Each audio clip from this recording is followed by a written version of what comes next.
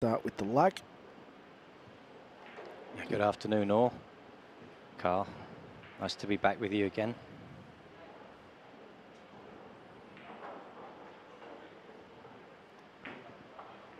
Almost perfect lag there. Did you manage to watch any of the first match, John? On the taxi on the way in, I caught the end. I caught the last rack. Yes, very exciting indeed. Yeah. Interesting though. Yeah, I think your escape with the rest would have been the better one. The amount of spin he needed to pull that off, it's super tough to judge, right, when you're not really familiar with the materials. So you mentioned that being rack of the tournament of the, sorry, the best match of the tournament so far. What about shot of the tournament for you? Shot of the tournament. I mean, obviously we can only go off what we're seeing here. Shot of the tournament. Yes, of course, yeah. I had one in mind in case you don't. Was it in the last match or is it from another match? Not the last match. It wasn't one I was commentating on, but I caught it. I think it was the first one yesterday. I thought that shot from Carlo with the screw back to come up and bump into the 9 to get position on the 2 in the first or the second rack. If you remember that, he did a massive draw shot. I didn't see any way to get position, and he managed to draw the cube all the way back up, bump into the 9. The 2 was blocked here. Yeah, I remember it now. That was a good shot, yeah. I was wondering actually about whether you're going to do any shot of the tournaments. For sometimes you have that feature, right? Yeah, I don't know if these guys are able to do that or not. That's down to production. No replays this week. I'm sure people at home may have noticed that sometimes. We show the good shots, so we've not seen the replays. So Masato off to a good start here. Nice open rack off the break. Don't see any problems here. Just depending on how he's feeling out there, right? They had a bit of warm-up time each. I think sort of 5 or 10 minutes each they got, right? So should have the arm in swing.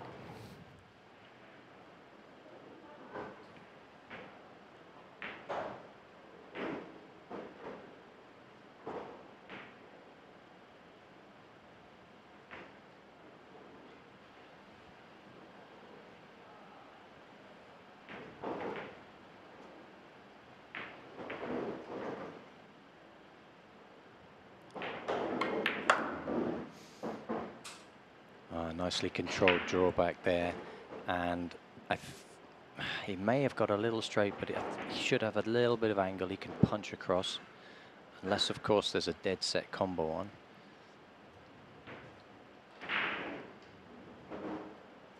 Looks like he's going to punch the ball over. Oh, he didn't fancy it. He was obviously too straight. Chose for the shot to get a better position. It's a confident rack from Masato here. Doesn't look to those at all affected by being out there on the TV table. Very smooth.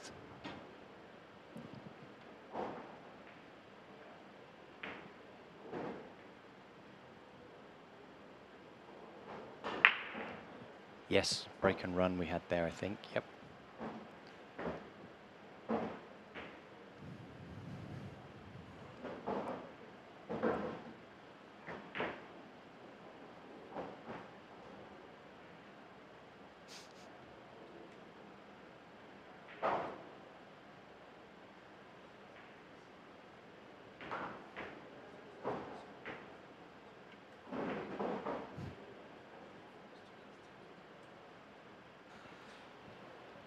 Koping will be breaking in rack 2, the former world 9-ball champion. He is one of the top players in the world. If you were to say a top 10 playlist right now, I'm sure he would be in that list.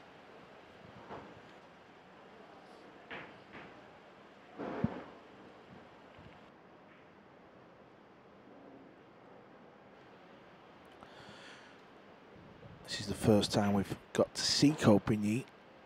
I'm interested to see what brake he applies. Usually likes to go straight down the nose and park the cue ball. But because everyone's having success with the cut brake, that's what everyone is doing. Needs the one ball to stop, and he has done. Yeah, that seems to be the brake that's working here. Say to control the one ball just above the centre pocket, and it's all about speed control then. Copigny considered for a long time as one of the best breakers around, and it's just shown it there. It's probably the key ball of the rack now.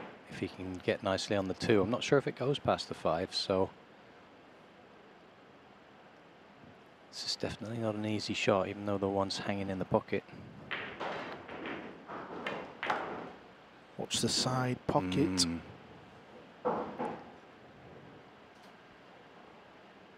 Just caught the knuckle there. So I don't think it squeezes past the 5, so he's going to be looking at a safety here.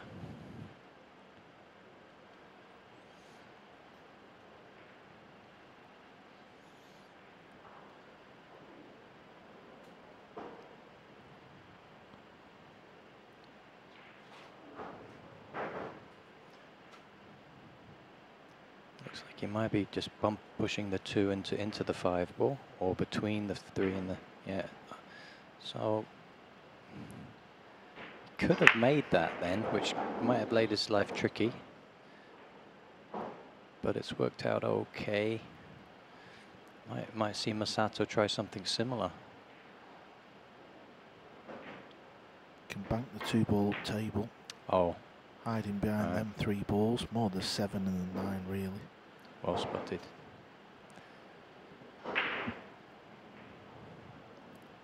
Copigny pulling the jump cue out.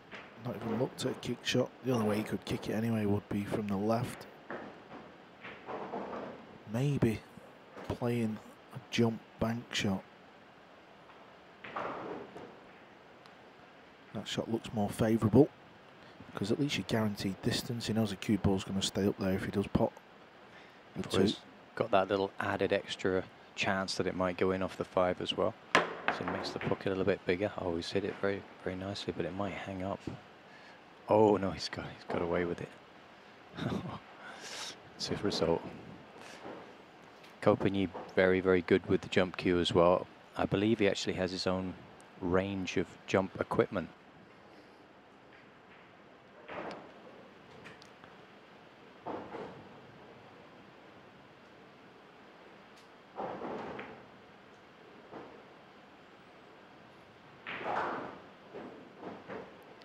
It's a tough little kick. I don't think he'll risk going 2 ball first. So he's coming into the cushion first. Oh, nicely done. Catching it thin to push it along the top cushion and got a hook back.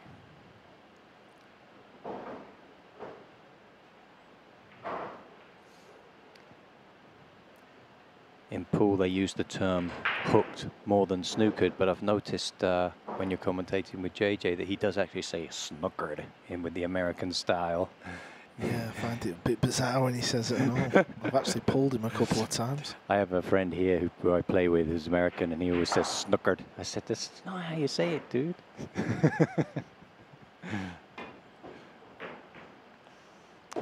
Okay. Took an educated guess on that one. He knew there was a few different ways it could go in. Did I see the referee there? I think that's Steve Chua, one of our local players, experienced local player and coach here in Singapore, is refereeing this match. Get a better glimpse of him later, maybe.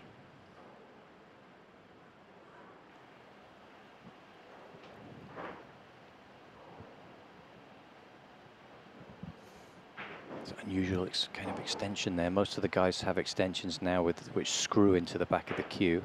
He seems to have a sort of one that sort of plugs over the cue or something. Yeah, that's what you mean. Yeah. Like an olden day original extension. Okay, we've got that. It's kind of a very standard kind of safety shot that you see come up a lot. Just going to try and get the line of the cue ball to be running into that 6 ball, so that even if you misjudge the pace slightly, you're still likely to get a hook out of it.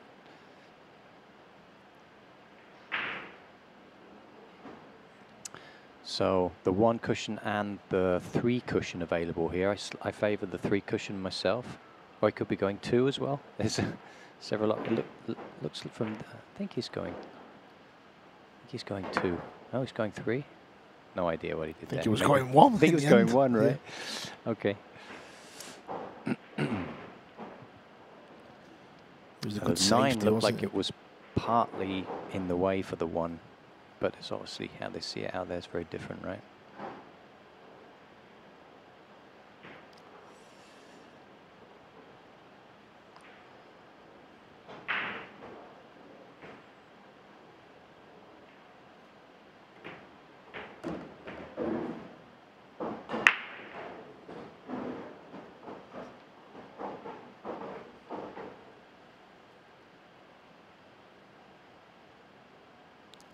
Nice cueist of the ball, his Co.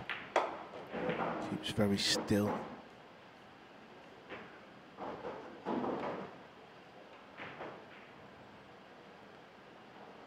And he's a nice guy as well. The Co brothers are all nice gentlemen.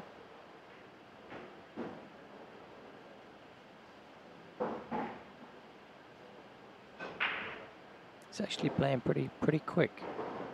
Without the shot clock, sometimes he can sort of go up and down on the shot a lot. I think maybe could be one of those players that actually benefits from the shot clock a little bit. Playing very nicely here, though he's underhit that.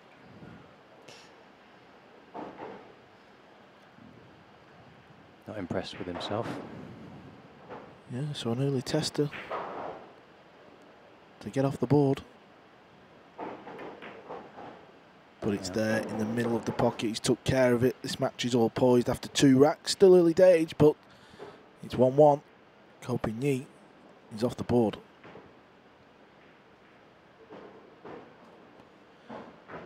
Masato will be breaking in the next alternate break here this week.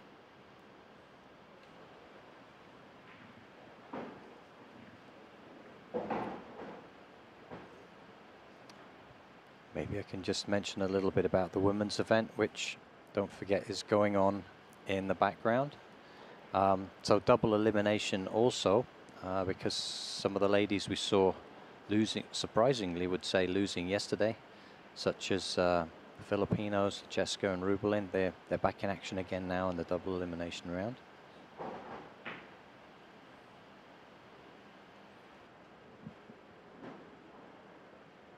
So the lady we're seeing breaking here is Zhang Yulong's wife. See, her name is Zhang Li Chia.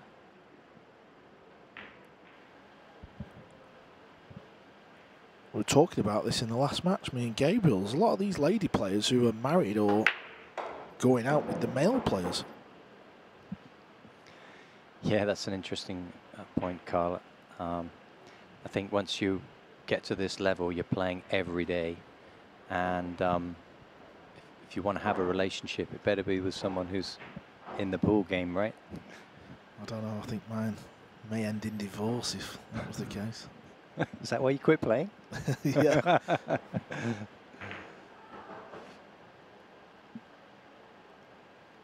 Got the lock up, but it's an easy 1-rail kick. This ideally wanted it to be sat right onto that too. That would have taken the 1-rail away. I think we're going to have a count up. Try and find out how many are married and dating one of these lady players. Get some information on that. It's what the fans really want to know. Yeah, that would be interesting, yeah.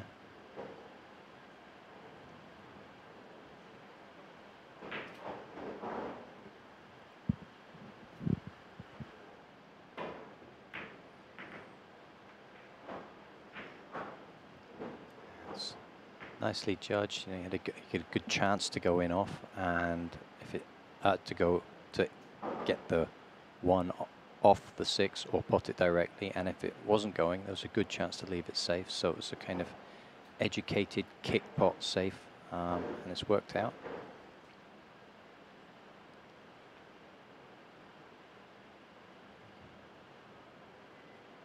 It's amazing how often these guys do get safe off of kicks. If you tried these kind of shots, you know, you see amateurs playing these shots in the club, they're invariably leaving a shot on, and these guys, it looks like they're just hitting the ball and getting safe, but it's a lot more skill to it than would be apparent. Speed, that's what it's all about. It's all about the speed of the kick. So you feel from a certain situation that this is the right speed to have the highest chances of getting 100%, a resave. yeah, definitely. It's all about knowing that you're not always going to hit that ball exactly where you want. So then it's understanding what is around the table, and then speed usually is what is required. Can he see an edge? It looks tight. I think he can, but it looks to me like a scratch off the inside of the 2 ball if he does. I mean, it's makeable, but it's super tough and a high chance to scratch. But it's difficult to see a safety as well, right? So it's one of those shots where if he could see a bit more, he could bank the 1 back up the table. Oh, it looks like he might even need to jump an edge here. So he could be jumping an edge to hit more of the ball, which is going to give him a better chance at getting a resave. I'd rather play a little swerve. There doesn't look like there's much swerve. This is, I feel like you're taking a lot of the control away from it. Well, they actually hit quite full though. The swerve shot would have meant after contact the cue ball rolls up table off the side rail. Because he jumped it, it acted as a stun shot. Right, interesting, yeah. And these tables do swerve okay, not like some of the new cloths which are more slidey. This cloth is actually quite grippy right from being new, so the swerve does work okay on this cloth. You saw that shot in the previous match in the deciding rack. There was a huge amount of spin and swerve, and it bit on that bottom cushion and totally came high on the 4 over the middle, right? That's a great kick as well. Wonderful kick shot. Kick and stick there from Copin. So what's the secret to getting that cue ball to stick? High ball. He played that on top of the cue ball. A lot of people think you should aim on a low ball, but it's a high ball, and then that transfers onto the object ball and helps the cue ball stick. You've got to hit it full though. Even when you're going off 2 cushions, it doesn't reverse back again? No, I mean obviously it depends where the object ball is, I suppose. Wow, look at this. Oh wow. Masato Nice. going airborne, fires it in. I know the Asian players, they're probably a little bit more adept with a jump cue.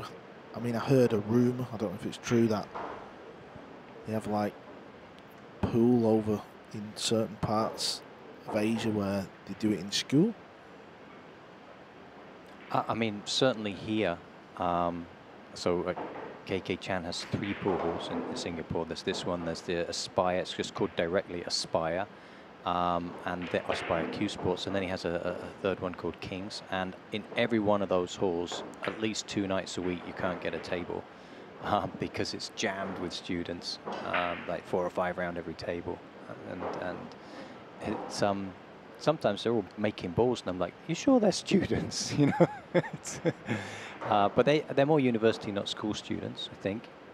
College or university rather than school. So I'm not sure about the school level in Singapore anyway. Well, I heard that in some parts of Asia they play it in school, and they have sessions where they just jump the ball and they work on the jump shot. If that's true for Philippines, it wouldn't surprise me at all. But yeah, it's interesting to hear. Look into that. Yeah. It's not the kind of sport that you'd think in the Western world that the parents would be happy about the kids doing at school, right? It's got that reputation. It shouldn't have, right? But it does have. I guess it's a hangover from the old American hustling days, or But yeah, it's definitely on the up and just clean up and having a better image. Partly thanks to you guys, of course, doing these kind of things.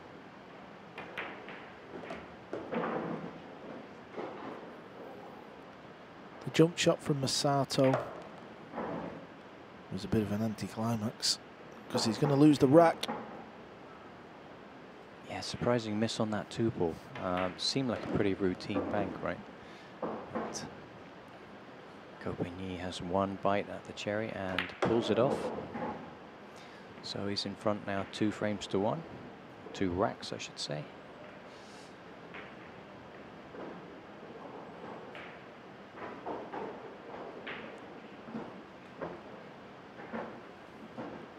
The Mosconi Cup. He's back in Las Vegas after 2 years. The absence, it's been in London for, well, last year. In Europe for the last 2 years due to COVID, but it's back on American soil. Bally's Las Vegas through November the 30th till December the 3rd. Limited tickets are still available, but I'd hurry up because I have a sneaky feeling they won't last long. Matchroom have added another 250 seats, and I just get a feeling the American fans are going to bring it. Lost the last 2. Can they get the cup back?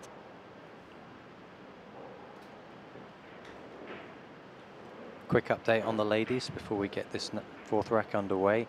The Filipina ladies have really zoomed it out in front. Cheska's already at 4-1, and in a lot of the other matches we've only had 2 or 3 racks played, so they play at an incredibly fast pace, these Filipina girls.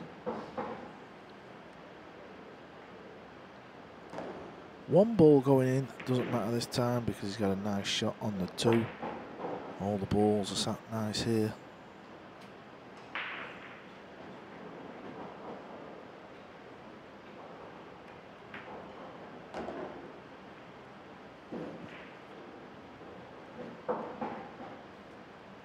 Any angle on this green 6 is good enough.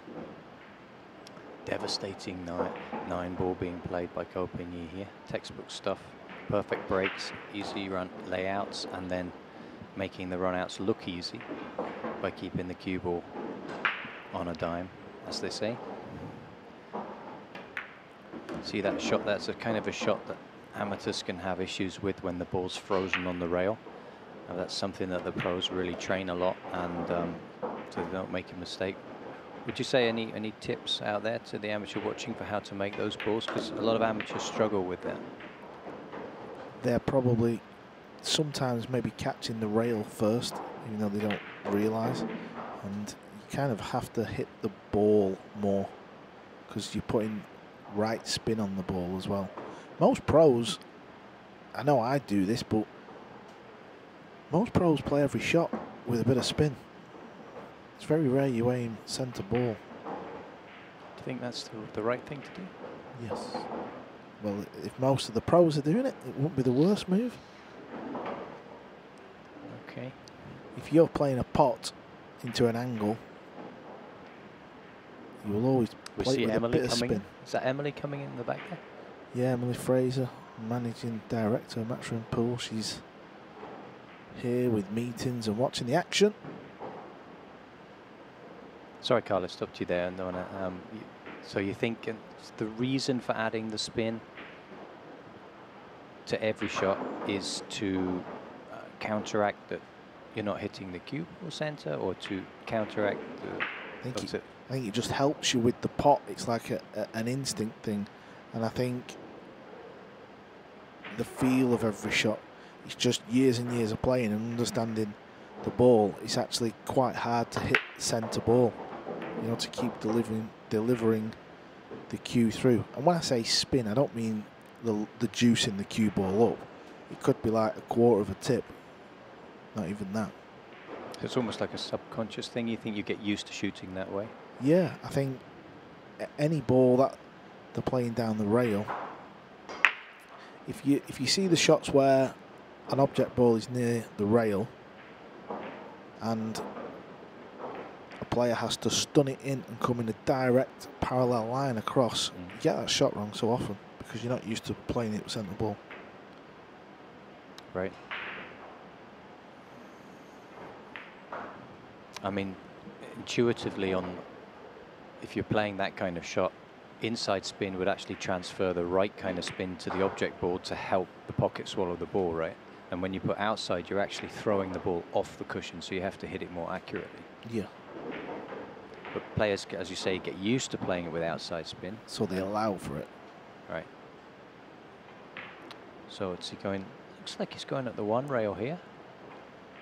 I'd love to hit this full. If he can hit it full, he'll leave the cue ball. Oh, I was just about to say that's a possible thing. Oh, look at how he's come out. Yeah, that was...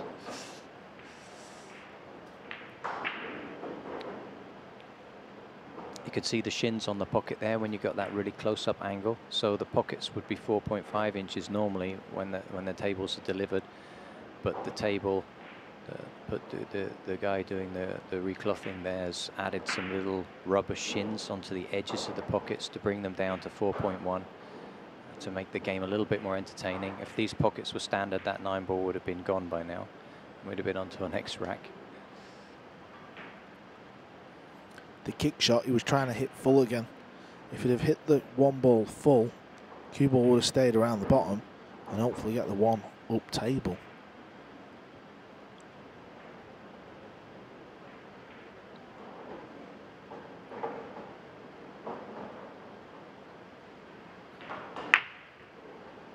So,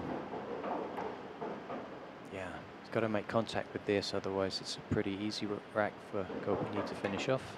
Soft draw. Oh dear. Wasn't soft enough. And he's moved the 4 away. It's interesting to see if he'll play the combo. Directly from the 1, you mean? He's not even looked at it, but why wouldn't you shoot it? Yeah, actually, he could put the cue ball back in the top cushion there. Because It's now easy. he has to get good position on the 2. I'm not saying he won't, but... Well, Why wouldn't you shoot the combo? Why would you risk getting position? I think maybe he just didn't spot the combo. oh, maybe. I think the 4 ball was in the way. If he did spot it, maybe he just didn't know it had been moved, but he could have just put the cue ball behind the 1. But whatever, he's won the rack. He's 3-1 up with a little bit of fortune.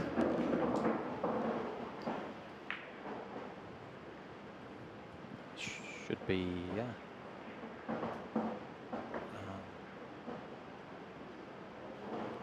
US Open 9-ball championship is coming soon. 10th to the 15th of October. Kyle Obiado is your defending champion. What a week that was. Brand new venue. And the fans, they brought it every session. Tickets still available. Limited tickets as well. There you see the website. Head over there. Have a nosy on the website as well. You can see the live rankings and all the information.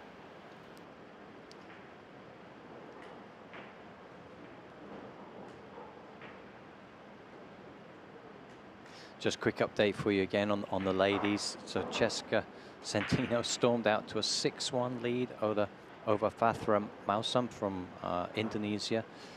That's the highest other score in the other matches is the Rupelin Hamid 3-0 to Hung Huynh from Vietnam, and the other matches are all around 1-1, 2-1, 1-0. They really can't understate how fast especially Cheska plays. It's quite something to see. Hopefully we'll get to see it later on the TV table. I'll update on the other matches in the break after the next rack's finished here. Gopini at the table. Looks again like this is just a key shot for the rack, coming up to sit nicely. So he's checked the ball up. Need to put a little bit of extra pace on the cue ball when you do that, because it kills it off the cushion, and might not have put quite enough on, because he's made this a little bit more tricky for himself than he would have liked. But I think he can spin round just past the 7 off of 2 rails. He might draw it across. He's just spinning it around just to leave himself an angle again, looking for the center of the table. He could float this in or play it 2 rails out back to the middle again.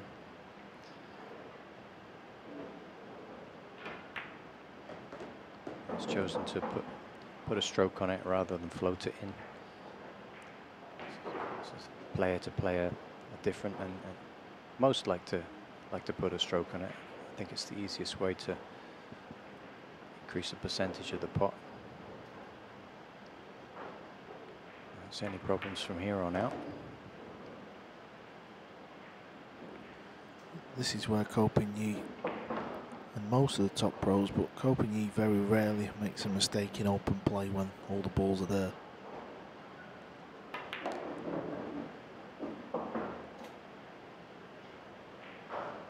Nearly right on cue, hooked himself behind the 9. Yeah, there was an unusual route to go over to that side of the table. Shows he's feeling confident, feeling good, that he knows exactly where the cue ball's going.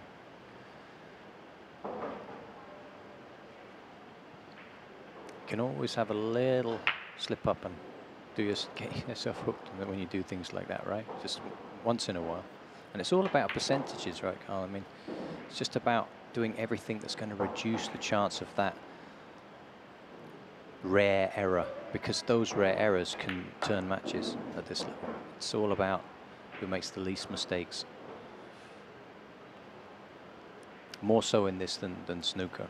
It's the whole match can be one player making 1 or 2 mistakes, the other player making 3 or 4 mistakes, and that's it. Whereas in snooker, you'll see a lot of missed balls and some frames with a lot of innings and all sorts of stuff. So there's less pressure on each shot. Yeah, Copigny's one of them fewer players who doesn't play with the glove as well. A lot of pool players seem to be wearing the gloves these days, but he still doesn't.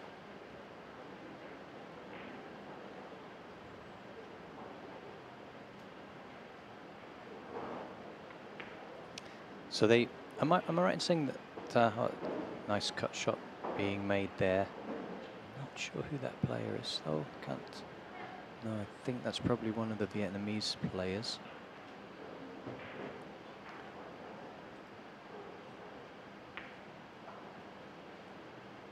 I'll try and work out what table that is and give you an update in the next break. Masato needs something good to happen here. Needs the 1 ball to bounce, but the 8 ball has come and roll right in front of the cue ball. Things just not quite happening at the moment.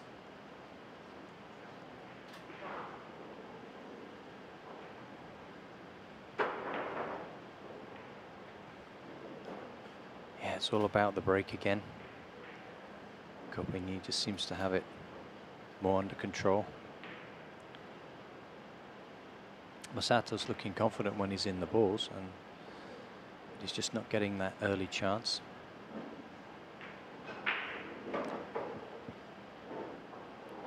It's not an easy push either, because there's always the chance to somehow kick that 3 ball in. I think it's the 3, not the 5 over the pocket there. It's probably why he's left him over on that side.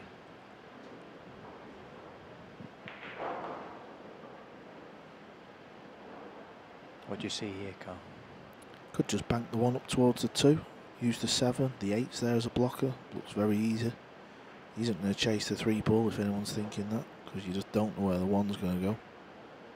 But that 2 ball's a big ball.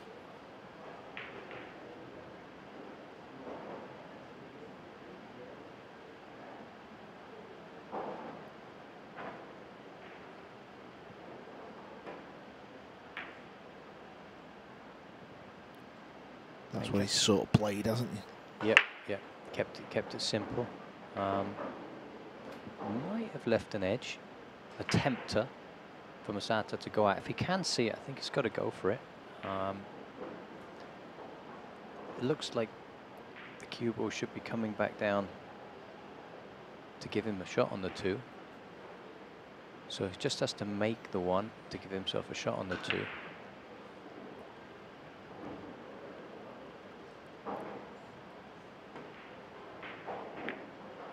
Maybe he couldn't see it. It's a great kick and stick again.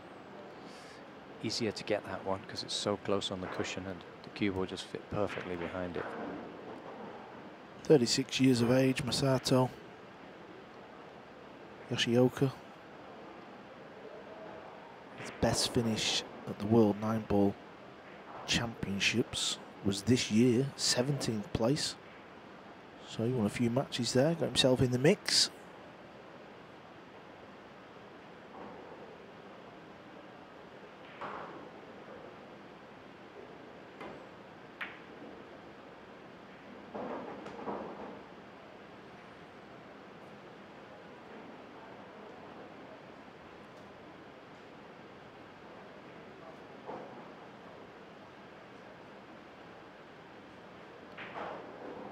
Japan have produced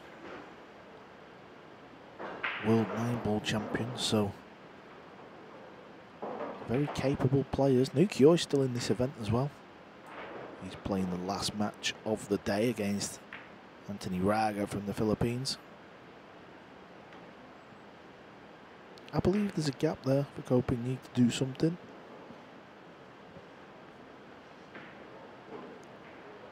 The overhead tells us there is a gap.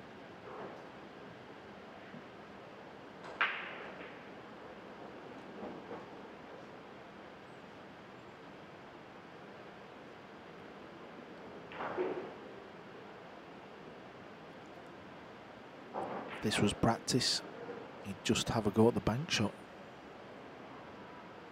If he's got that sort of gap where he can only hit the right angle to bank it, he might be kind of forced to take on the bank. Yeah, the problem with that was always going to be the position to the 2-ball, even if he did make it.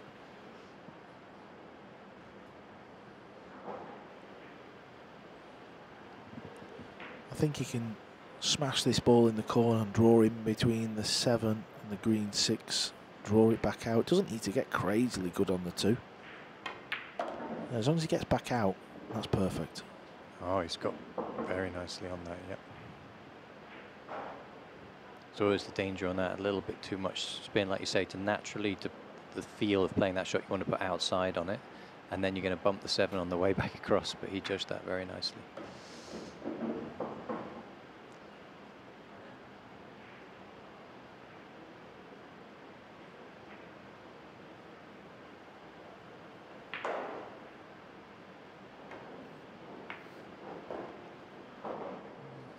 A little bit long on this, but should be no problem given where the 6 is. Stun across. I mean, he could top spin with left, or he could just punch it across in front of the 9 to get to that side rail. That's the one he's gone for. I think he wanted to come across more than that, but could just do a little draw shot and have the 7 in the middle, perhaps. Ideally, he would have come across closer to that right-hand side cushion and given himself a 2-railer into the 7 on the same pocket. But since he's come a bit short, he might play for the 7 in the middle.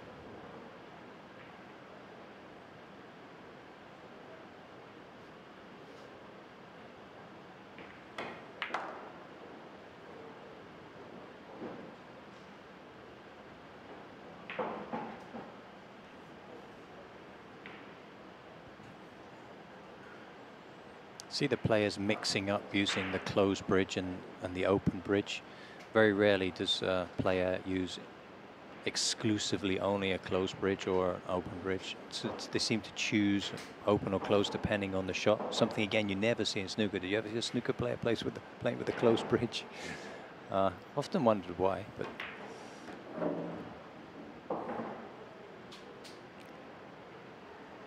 A loop bridge. Yeah, I call it closed bridge when you have your finger. You call it a loop bridge. Yeah, you call it a close bridge. Yeah, right, I've never heard of loop bridge. Yeah, you're joking. Yeah. Well, that's what they call it over here, close bridge. Yeah. Right, loop bridge we call it. I'm thinking close bridge. What's that? Yeah, right. But I mean, loop bridge kind of makes more sense. But yeah. I mean, because it gives you more. It doesn't allow the shaft to wobble around, right? Yeah, I think on power shots you see it a lot. SVB, one of the most powerful cueists in the game, obviously uses the loop bridge, the close bridge, a lot. But I think for actual potting a ball, if you had a gun to your head I wouldn't use the loop bridge. Because of the sight, the line, The looking sight, down the but line. I queue off the queue. You know, my chin's on the queue. Some Right. players, I think, because of the loop bridge, from a young age getting into it, that's why they're not on the queue, so they can see over the loop.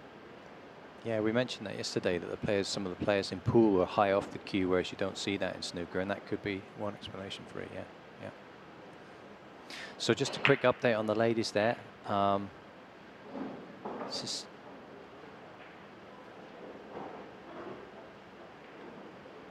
so Chang Li Jia is 2-3 down there on the table, we can see. Other updates is that Jessica Santino has won. She's the first lady to be finished over Fadra Amasam from Indonesia. Other matches ongoing between two Singaporeans, Venus and Angela. They're at 2-2. And then there's two Vietnamese ladies playing. Hoa Kim Nog and Hung Nog Ang. And some other ladies matches, one of them yet to get underway. All the scores can be found on the digital pool platform. Anybody to log in and have a look at.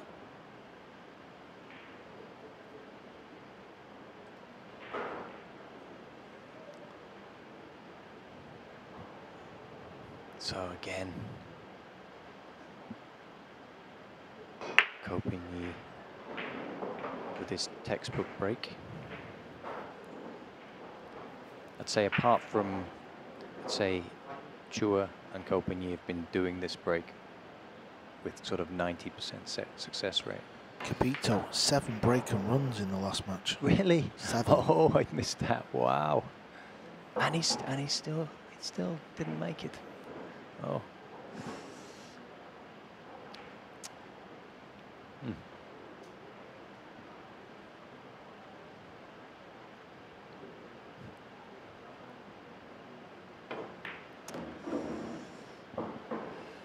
So he gave a look as if he wasn't too happy about that. Not sure why though, if he wanted to go a bit further, or I mean, it looks like he's going for the center here. Quite sure what he didn't like about that, but he's played it well. Yeah, that was a good shot indeed. Some players may have played it in the corner, the 3 ball. I'm not saying that's right or wrong, but I've seen that before. It would have also given an easier position to the 4, right? Yeah. Always enjoyed watching Ko play 9 ball. Just like the way he approaches the game, and never really seems to hit the ball too hard. And I think he relies on these big angles and just floats the ball in. And just like that, he replies with a break and run as he takes this match to 6-2.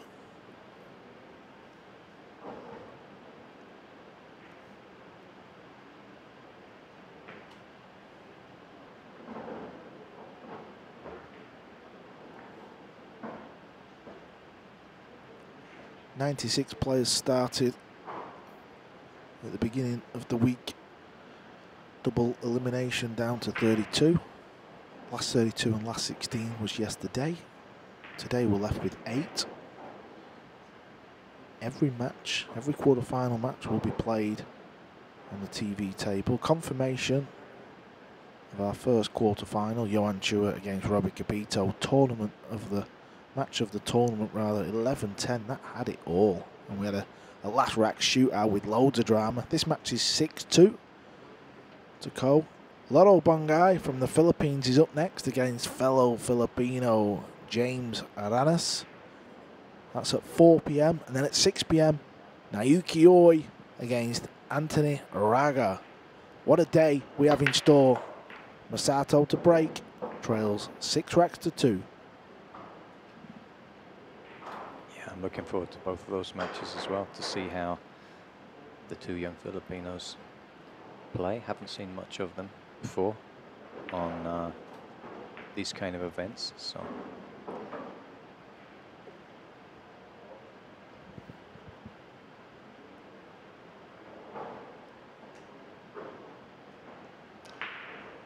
So not as intended there from Masato, but fortune favoured him on this occasion with a nice shot on the 1 ball. So he's really got to take advantage of this to try and get himself back into the match.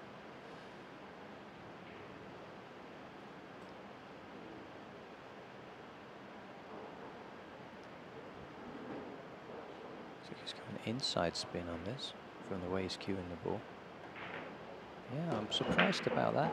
I mean, I would have been going outside and 2 rails.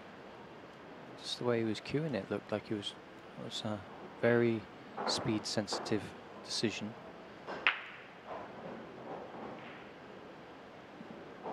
And he hasn't taken advantage of having a shot on the 1 after the break. That's worrying signs of Masato. Yeah, I was watching his action with the bridge, because over the years pool players' actions have been a little bit questionable, but his action looked okay. So I didn't expect a poor positional shot to come from there.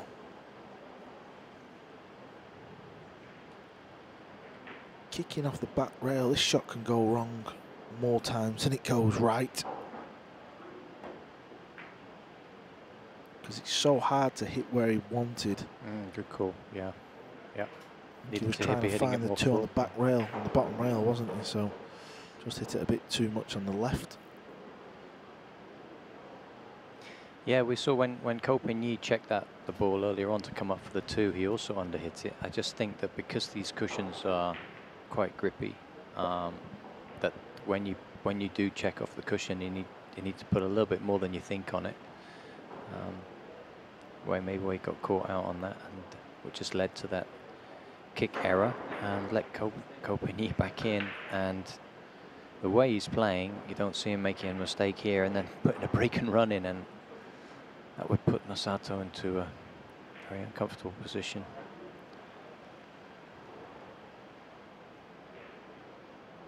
Might be going a couple of rails on this. Oh, he's gone for the bank shot. Oh well. Wouldn't have seen that. Excellent decision to give himself position. I think most players would have tried to put that in the middle and spin the cue ball round off a couple of cushions for the 3. That's what the pros do. They're so confident on the bank shots. They see a bank that's dead set like that, they feel like it's 99% in.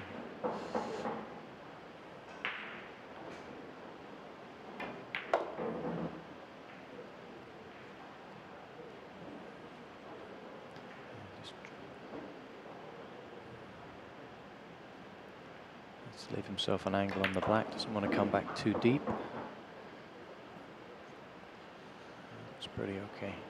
I think before this match, many people would have made Ko favourite. Just felt like Masato maybe needs to get off to the better start to stay with Ko, but Ko's building up a healthy lead now, and the fact that we're playing alternate break means it's going to be a very tall order indeed. Yeah, perfect on that 9 ball. He's very confident with the conditions now. So Ko takes a 7-2 lead, breaks the serve again. He'll be breaking in the next. 33 years of age, Ko Pin-Yi. Such a good CV already. He's a former world #1. His current Matchroom ranking is 17. That is the ranking that we're trying to push into the game of 9 ball. This is the big plan from Matchroom Pool. He's a former 2-time World Junior Champion, 2007 and 8. He's a 2-time Japan Open Champion, 2011 and 13. Former World 9-Ball Champion 2015. Also won the World Cup of Pool in the same year. Building up a great CV already. Ko Pin-Yi to break. He leads 7-2.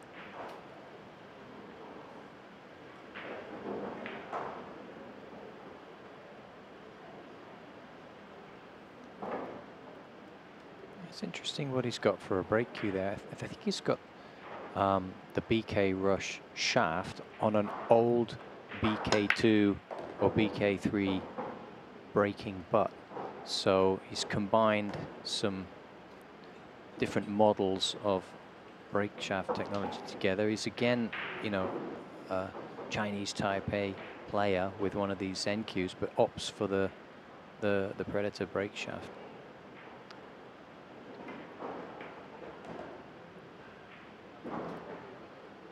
In 2015, when he won the World Cup of Pool, his partner was Chang Long, who we've seen here this week.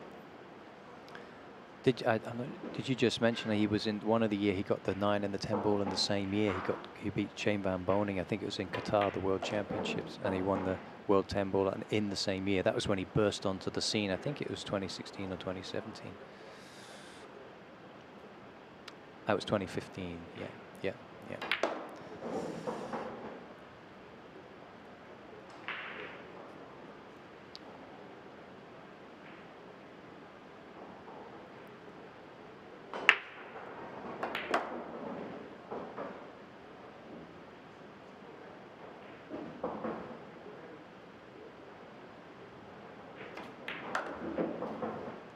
You wouldn't want to bet against him making a break and run in many games, would you?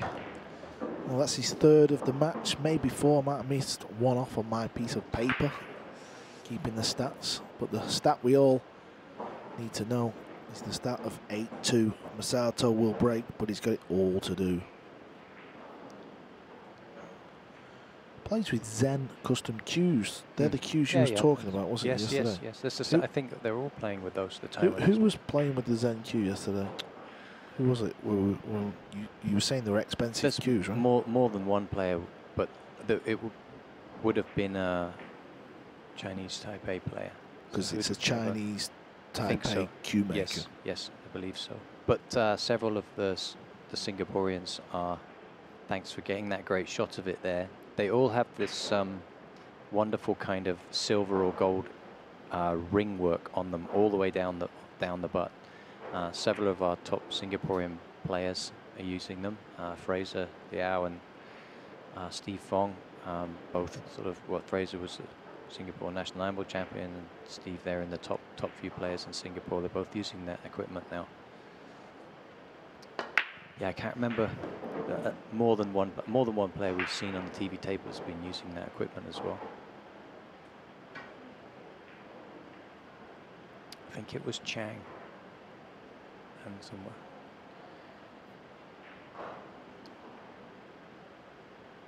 So again, Masato not keeping control of the one ball or the cue ball in this case, as he'd like to have. Or let's say as Ko Pin-Yi has been doing successfully. He's looking at a possible combination, a billiard, I think was the correct terminology when you're planting the 1 onto the 4 ball there. Or I'm not sure if it goes past in the middle pocket. That's what he's done. Oh, yeah, he didn't want them both to drop, but it's not the worst. He's got a shot on the 2, tester, and it's really just got to make it with a bit of a stun ball. Fortunately, the right side of the ball, so the cue ball will be traveling across, I believe, or he might be straight or just off angle. It's tough to see there. He may have to just draw it back a little bit and take a cut on the 3. He's winding up for something big here, actually, so he might be really off angle. Oh yeah, you can see there he is. Yeah. Oh, just decided to take the cut.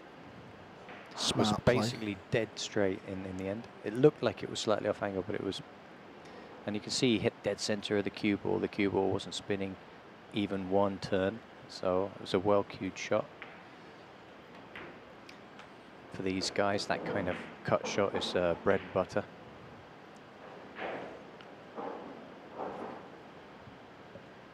So he's done well actually to get out here, given what he had off the break. Hasn't got out yet, but it's looking good.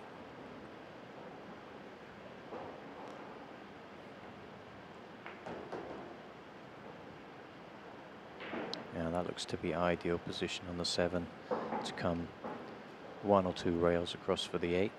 Make sure to leave himself an angle.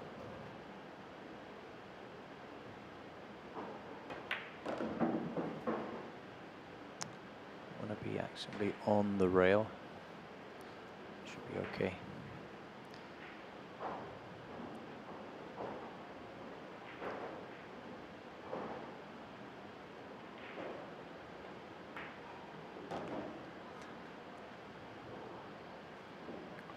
Just got there enough, but he's left it a little shy of where he would have liked for a guaranteed 9, but obviously he's a big favourite to pot this 9. And he does, so that's another rack back. That's all he can do, reply with a break and run. He's 9-3 down. 8-3 down, sorry.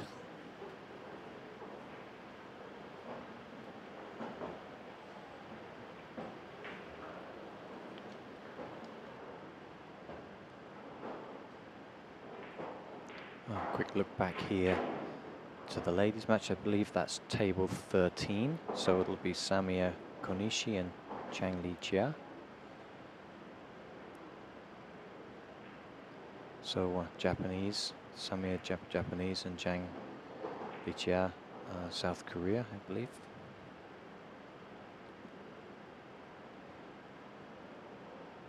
Sorry, Taipei. Sorry, my mistake, Taipei. Getting mixed up with the flags there.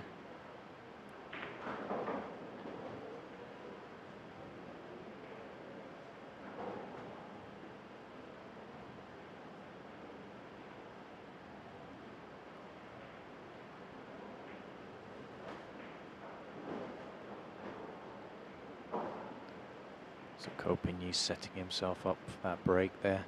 He's got a routine he's done hundreds of thousands, probably millions of times. So every little adjustment of the body is... Oh, he's got the cue ball kick this time. So can't always avoid that happening. Believe it or not, these players are even trying to calculate the ball, where the balls are going. They know where every ball's going off the break, and they're trying to avoid even the cue ball getting kicked. But in that case, it hasn't happened. And yeah, for the first time, we see Kopinyi faced with a potential push out. He's looking where to push the cue ball here. He won't be doing anything. He won't be kicking at this. It's way too low percentage.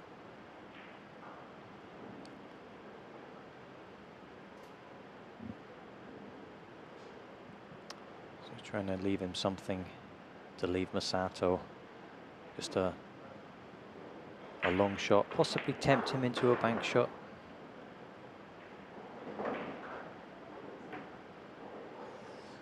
No, I don't think there's a bank shot on there. Push the 1 ball along the bottom cushion. Try and put the cue ball up in between the 6 and the 9 with a little inside. The 3 ball or the 5 will act as a blocker, stopping the 1 ball getting near the pocket. But he might be seeing something else.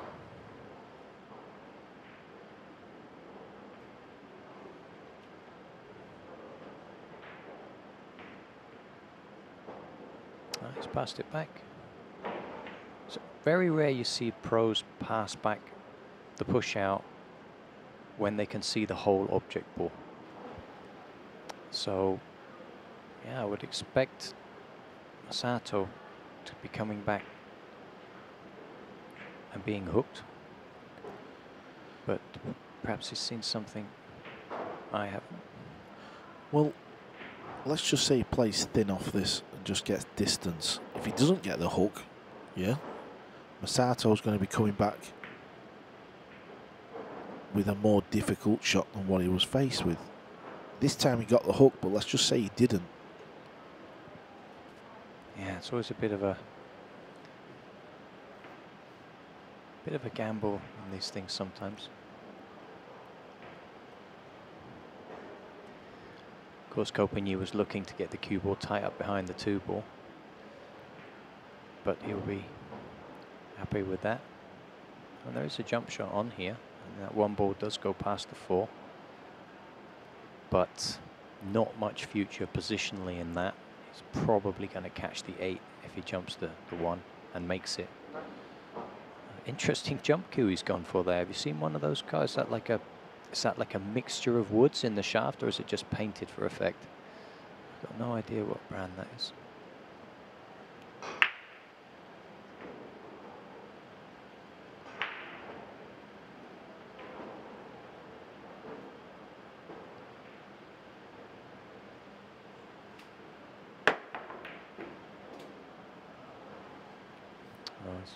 Could get lucky if that sits right on the cushion.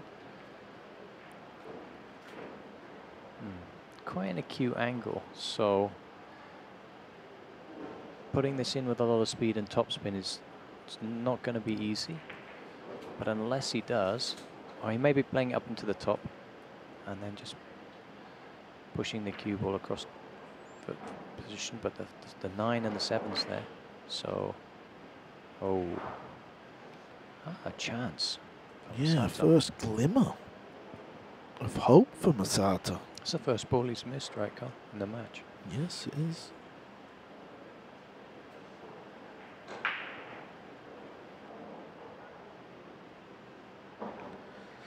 This is just what he needed, and in an alternate break format,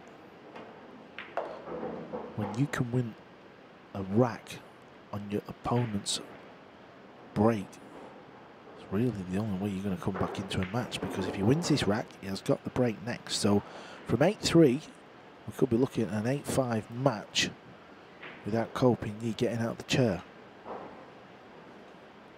And if he wants any chance of winning this match and advancing, I think that's what he needs to do.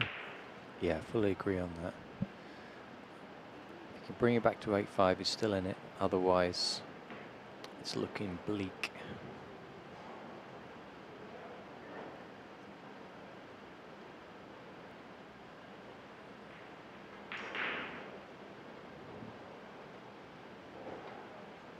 Looks to be another player using one of these quite large extensions on the back of the cue there.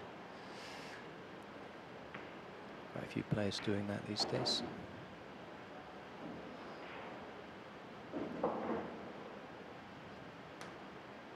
It's an 8-inch or 6-inch extension he's got on the back there.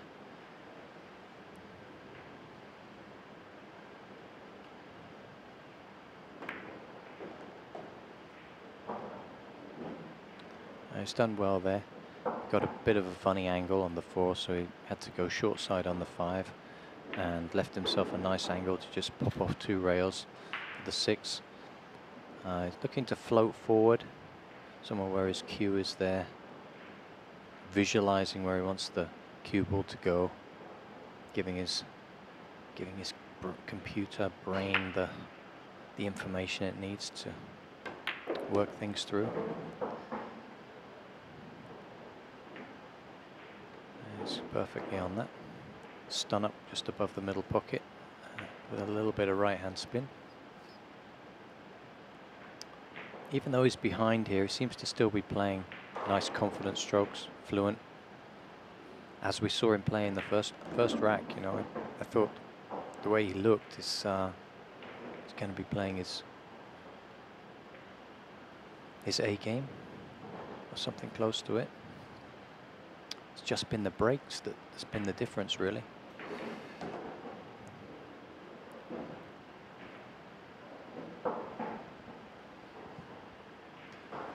As we've talked about already, if we did have that scenario with the box breaking and the 9 on the spot, I think we'd be seeing a level match here.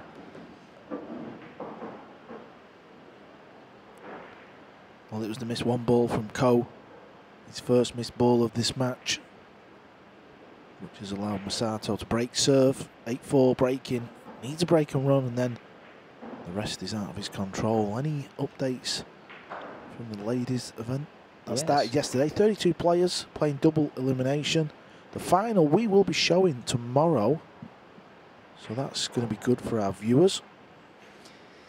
Yes, so Rubelin is on the hill against the Vietnamese player Hung Huynh. Samir Konishi, who we saw earlier on there against Zhang Liqia, is now 5-2 up on Zhang Liqia. And two Vietnamese playing Hung Hoa Kim Nok on Hung Nok Ang. The Hoa Nok is 5-1 up against her compatriot there. And we have 3-2 for Venus against Angela, the two Singaporeans. More updates to come after this match, after this frame, sorry. Masato has done this the full set. He's not using the cut break.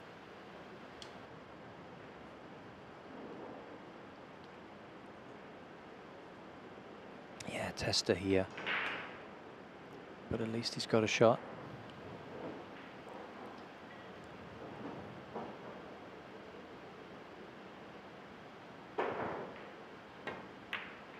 Ooh. A little bit of a nervy one. I went in thick on the pocket, but at least it's gone in. So if he'd hit the pocket more centrally, he would have a straight shot, making it much easier to draw back down the table. As it is, I think he can still draw this ball. If he puts a very sweet stroke on it, he might be able to draw it past the 8. The problem is he's stretching for it. So if he didn't need to stretch for it, he might be able to make this shot relatively easy. As it is, he might need to think about punching it round off of 2 or 3 rails. Problem is the 8 balls could get in his way, and then he'd have to make a very tricky 4-5 combo, which is potentially going to not leave him a shot on the 4 afterwards. So just that 1 cue ball distance that he wanted it to be over towards the middle of the table, due to going in the pocket thick, has caused him all sorts of trouble. It's amazing how much that 1 or 2 centimeters can make so much of a difference sometimes. He's got, of course, he's got that 6-inch extension I mentioned, so he's used to playing this shot with the weight of the cue. That's why they have it on there. So now he's done well out of that, but he still has a tricky shot. So I don't like these kind of shots, because you can get double kisses if you don't hit it sweet, and if he hits it sweet, the 4's going away from the pocket. Unless it squeezes past the 5, of course. It may squeeze past the 5.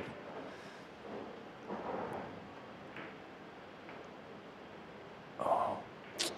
So he's tried to catch it thick to avoid the 4 running away on him, and yep. Oh, that's a big mistake to make.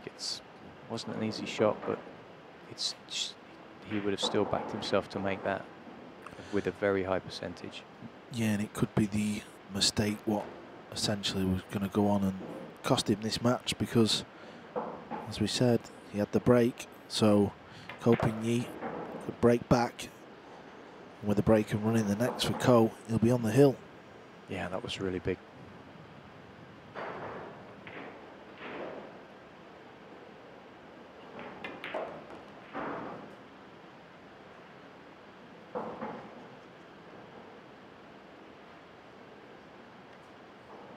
Come up a little short on this 8, so he's got to dig down. He's deciding not to go around the table. He's just going to draw it back a bit. Very nice. Always a danger when you jack the cue up there that just get a little bit of unwanted side on the ball. So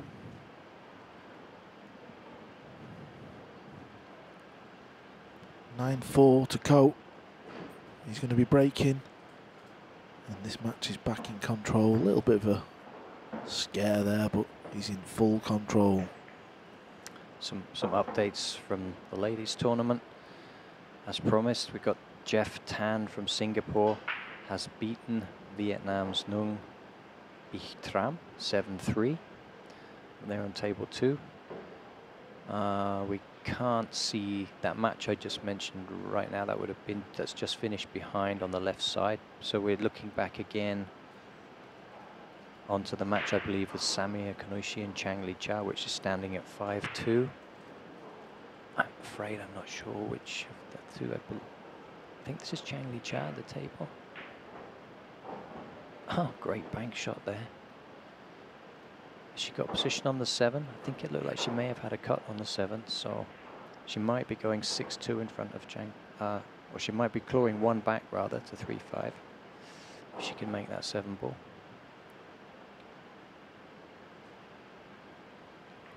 Kopini's break again. Ko's been using the cut break to great effect. This time the one caught the middle point, that's why it's not gone over the other corner, but he has a shot on the one. Yeah, so the one ball just going a little lower on the table than he was hoping for, catching the jaw. And he has been a little fortunate to get to have a shot, but this is not easy for the positional side of things. He's got a choice of rolling in very softly and holding the cue ball in the middle of the table. But that makes the shot more tricky. Or he's going to spin it around. Or is he killing the cue ball? Ah, well. It's really, really tough to play those thin cuts with outside because the spin, the amount of right-hand spin he had on that is deflecting the cue ball in, and it's very easy to catch the object ball too thick when you do that. Obviously so experienced that situation. He can adjust to perfection in that case. Yeah, how well did he kill the cue ball on that shot? Yeah, it was a kill with spin. Yeah, and I think Chinese Taipei players, I presume the shaft he's using is also made by Zen cues. Yes, I think so. Yeah, it's got the shaft same markings. Oh, so it is. Yeah. And when you watch the Chinese Taipei players play, the cues all look quite fat. The tips. Be interesting to see what the diameter on the tip is. I've noticed that when they all play, they all look quite chunky. Well, it's interesting you mentioned that because there's a fellow trying to sell a Southwest cue, and these guys are also, I think he's playing Southwest rather than Zen. If I have a feeling they may be playing Southwest. I'm not sure about that, but I know he has played Southwest, and the Ko brothers do like the Southwest gear, and they are over 13mm tips on them. Like they're 13.1, 13.2. So the fattest shafts of fatter than any other cue brand. So today mostly you've got a 12.5, and a lot of the carbon fibers are 11.2. You even have some, 11.5, 10.11. I think the Z shaft, the one that Filler uses, is very thin. I think 11.5 it is. So yeah, most shafts on the thinner side. Yeah, I'm really not sure. It would be interesting to find that out, whether it's a Southwest or a Zen. Well, that is his 4th break and run of the match. Masato has only had 2. Masato is choosing to go down the middle. Kopinyi is playing the cut break. But it's 10-4 Ko.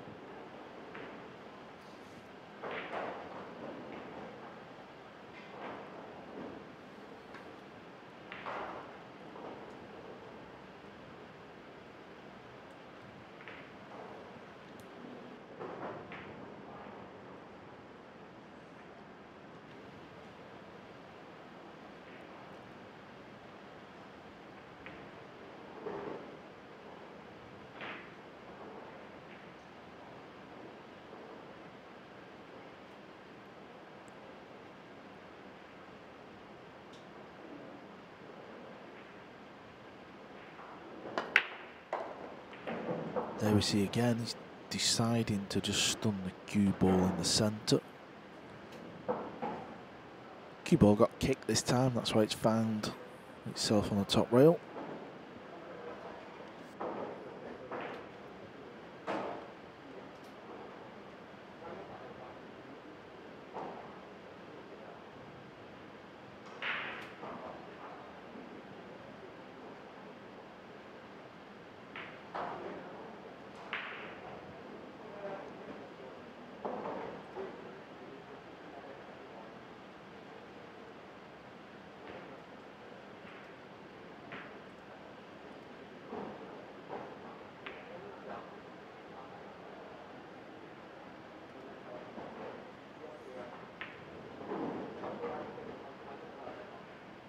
Looks to have a very easy safety shot. Yeah, that's what I was thinking. Didn't really want the bump on the 7, but the main thing is he sent a good cue ball over.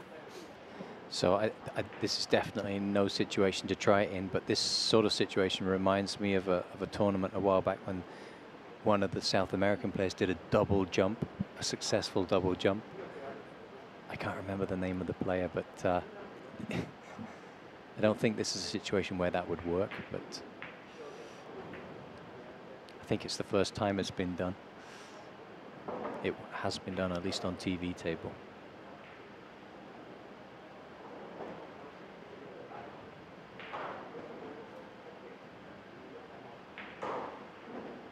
Breaking the boundaries all the time, people, you know, how many athletics, how many can do, you know, somebody does a double backflip and then someone has to do a triple and so on, and we've had a double jump shot. You just wonder what's going to be next year. So it says South America, Jesus Atencio did that one of the events in the US, I think earlier on this year. It got a lot of went viral, got a lot of hits. So he jumped. So what I mean by double jump is 2 balls in the way of the object ball, just like here, the 6 and the 9. Jump over the first one so high that when the cue ball hits the bed of the table in front of the 9, it would also bounce over the 9 and then hit the one afterwards.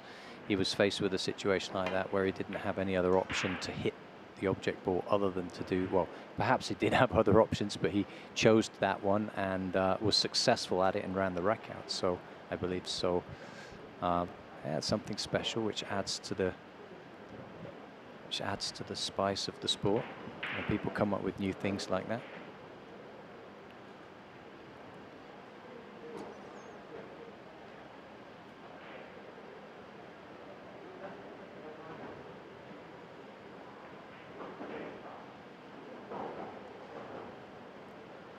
This pot's in the side. He's got to watch the scratch in the opposite middle. Yeah, look where the cue ball going. That's what worried him. That's why he played it a little bit tentative. He's left a bank shot on there. I don't think we'll be seeing Ko turn down this bank shot because it affords easy position to the 2 ball. Straight in the middle. Cue ball comes round and dresses up with a shot on the 2. He's got to navigate position to get on the 3. If he does that, this could be the end for that man right there.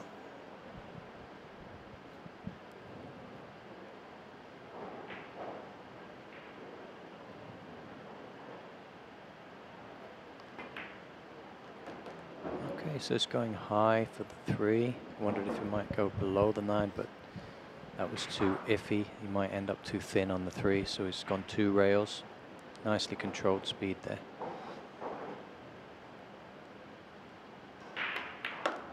Oh, oh, that was a little risky. A scratch at the head there. I think he was trying to bump it. Yeah, must have just potted the ball in the wrong side of the pocket.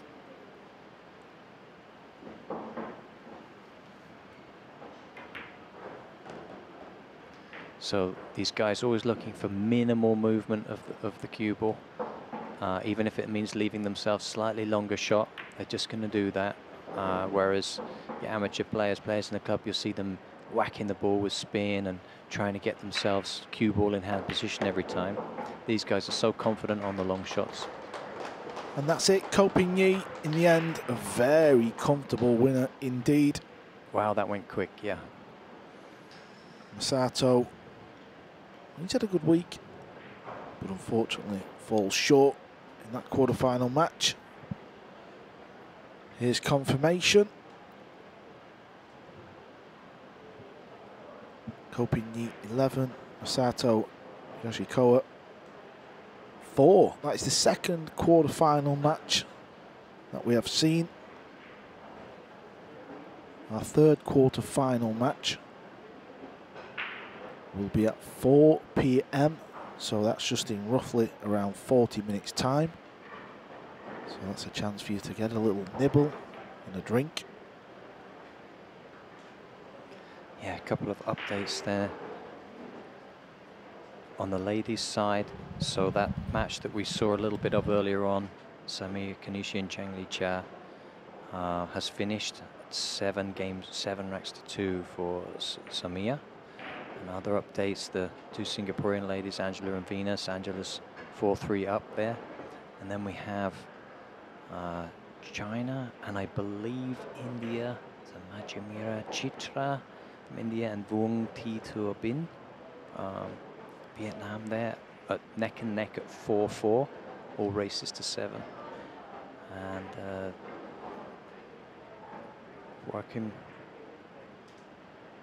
Nong and Hung Nok Ang there at 6-2, and the other match hasn't started yet. So that'll be it for the updates on the ladies, and we'll be back for the next session at 4 p.m.